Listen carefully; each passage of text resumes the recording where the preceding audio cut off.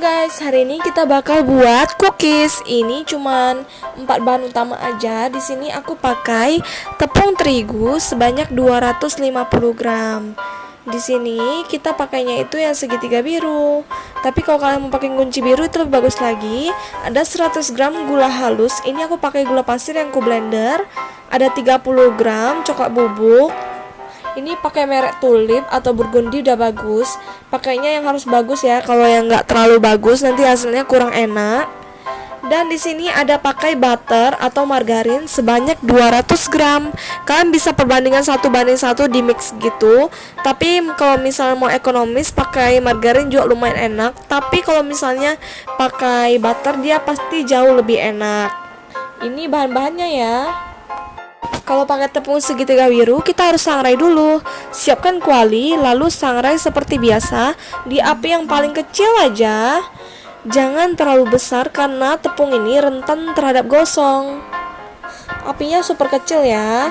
Kalau misalnya kalian punya daun pandan atau daun pisang, bisa taruh di tengah-tengah gitu. Jadi bisa menandakan ini udah matang atau belum. Di sini tekstur tepung masih lumayan berat. Jadi kita harus sangrai sampai benar-benar ringan supaya mengurangi kadar air dalam tepung tersebut, karena setiap kadar air dalam tepung itu berbeda-beda. Kalau misalnya semakin menyusut kadar airnya, semakin crispy hasilnya nanti. Dibalik-balikin aja, jangan ditinggal ya bunda, karena kalau misalnya ditinggal dia bakal gosong, dia bakal kuning-kuning, jadi nggak terlalu bagus. Nanti rasanya juga agak pahit. Dibalik-balikin aja kayak gini. Ini udah lumayan mau ringan. Kita sangrai sekitar 5-10 menit aja udah cukup. Sangrai sampai kayak gini. Pas kita angkat dia tuh jatuh-jatuh kayak gitu. Ringan banget. Dan sekarang kita bakal matiin kompor. Pindahin ke dalam wadah yang tadi dan diamkan sampai dingin. Jadi step selanjutnya kita siapkan bahan-bahannya. Nih ada siapkan baskom, lalu masukkan margarin sebanyak 200 gram. Kalau di sini saya potongnya kayak gini supaya dia tuh nggak mubazir margarinnya, karena kalau langsung dipencet gitu susah banget keluarnya. Margarinnya yang suruang, lalu dicampur dengan gula halus. Di sini kita tidak memakai telur, jadi kita langsung aja aduk kayak gini. Boleh pakai spatula. Di sini semuanya itu nggak pakai mixer ya. Kue keringnya saya usahain yang nggak pakai mixer, supaya teman-teman yang nggak punya mixer di rumah masih bisa kebagian untuk mencoba resep ini. Simple banget. Itulah kenapa saya bilang harus suruang, karena kalau nggak suruang margarinnya bakal susah diulen. Yang suhu ruang kayak gini aja masih agak sedikit keras waktu diulen, apalagi kalau misalnya beku atau baru dikeluarin dari kulkas. Aduk sampai creamy dan lembut teksturnya, tapi jangan sampai overmix karena nanti bisa melebar waktu dipanggang. Aduk sampai lembut dan sampai cepat. Bisa diaduk cepat-cepat kayak gini. Yang penting gulanya itu rata dulu. Nanti lama-kelamaan dia bakal creamy. Dan jangan ngadon di tempat yang suhunya panas, karena margarin atau butternya bakal mencair. Dan jangan pakai gula pasir ya. Kalau pakai gula pasir boleh aja, tapi harus pakai mixer. Kalau nggak pakai mixer dia nggak bakal larut dan cookiesnya nanti bakal bergerindil dan tidak akan bagus nantinya. Aduk sampai creamy kayak gini, sampai lumayan pucat warnanya. Nah ini udah lumayan creamy ya kayak gini, udah lumayan pucat juga, udah ringan teksturnya. Kalian bisa lihat dia itu soft banget. Kalau udah kayak gini kita udah selesai aduknya ya. Lalu kita langsung aja masukin bubuk coklatnya. Tepung coklatnya kita harus pakai yang bagus ya, seperti yang saya bilang tadi. Boleh tambahin, tapi kalau misalnya ciri-ciri coklat yang bagus itu dia bakal pahit. Jadi kalau misalnya mau tambah banyak, jadi gulanya harus ditambah lagi. Di sini kita tidak memakai susu bubuk dan kau atau yang full cream, karena kita harus pakai bubuk coklat. Jadi coklatnya pun harus yang mahal dan lebih yang bagus, supaya tidak perlu pakai susu bubuk lagi. Aduk lagi sampai creamy kayak pasta coklat gini. Nampak ya di sini, kelihatan kalau warnanya itu pekat banget kalau bubuk coklat yang bagus. Kalau saya belinya itu 1 ons sekitar 13.000. Memang agak sedikit mahal, tapi memang kualitasnya nggak usah diraguin lagi ya bunda. Aduk sampai rata ke semua sisi, tapi jangan terlalu lama.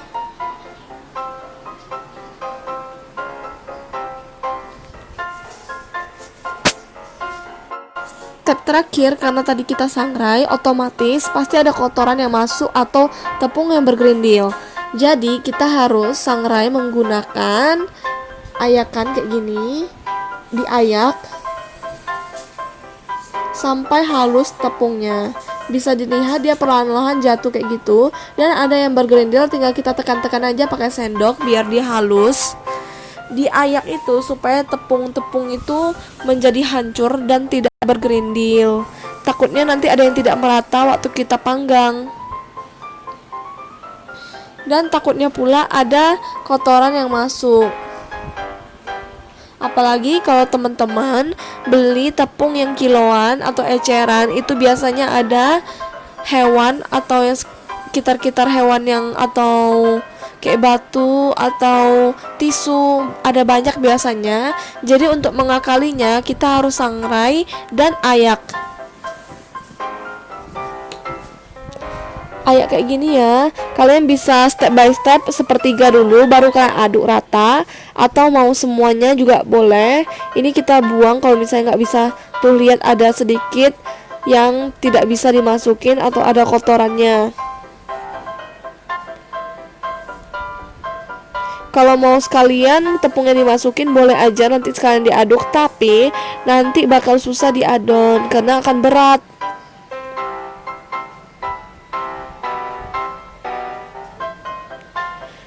Diayak cepet aja. Lebih bagus lagi kalau kalian ada ayakan yang besar, jadi lebih cepat dan mempersingkat waktu. Aduk rata. Di sini saya bagi menjadi 3 step. Aduk sedikit demi sedikit dulu biar lebih cepat tercampur ratanya.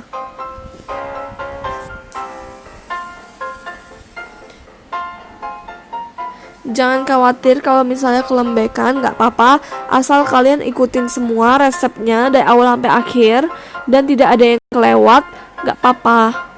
Jangan khawatir ya, karena resepnya ini udah pas banget.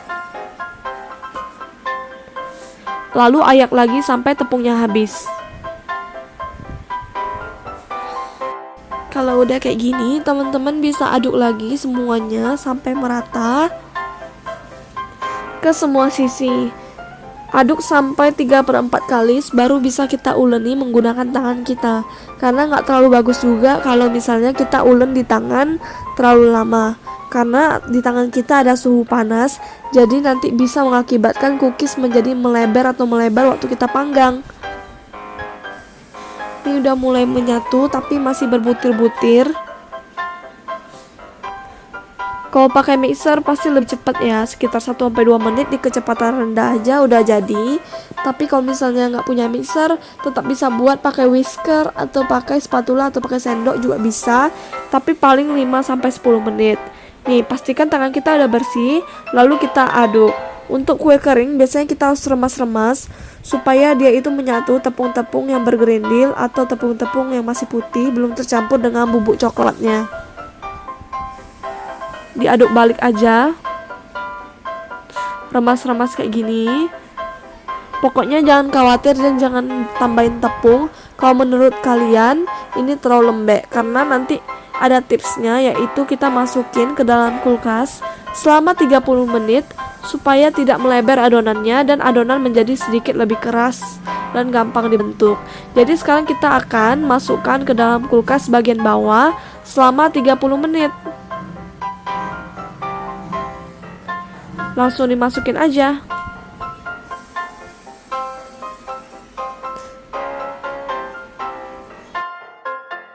Nah, di sini aku udah keluarkan dari kulkas. Pastinya dia lebih ngeset. Ini ada choco chip.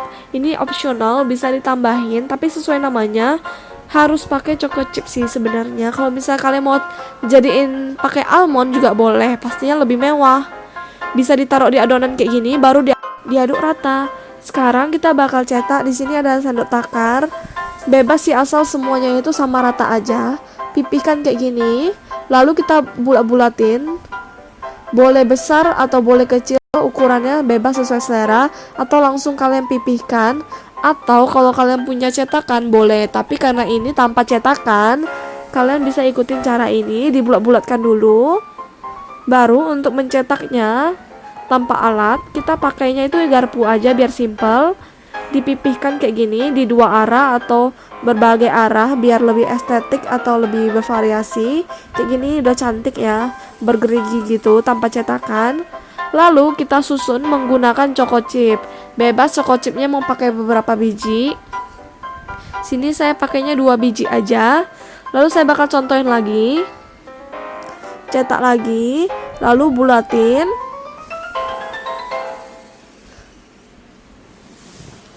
Tata di loyang, agak diberi sedikit jarak, lalu dipipihkan menggunakan garpu. Ini adonannya nggak lengket ya. Dan ditaburin lagi menggunakan choco chip.